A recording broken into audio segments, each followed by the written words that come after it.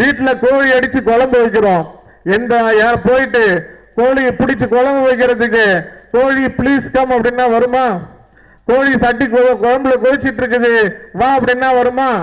கோழிக்கு புரியக்கூடிய மொழியில போன்னு கூப்பிட்டா கோழி வரும், பிடிச்சி அடிச்சு குழம்பு வச்சிடலாம். மோடிக்கு நன்றாக தெரியும், இந்தி பேசினா தமிழ்நாட்டில் எடுபட முடியாது, குஜராத்தி அவருடைய தாய்மொழி பேசினா தமிழ்நாட்டில் எடுபட முடியாது. தமிழர்களை ஏமாத்தணும்னா தமிழ்ல தான் பேசணும்னு வணக்கம் தமிழ்நாடுன்னு வந்து பேசுறாரு. தமிழர்கள் அறிவில் சிறந்தவர்கள்.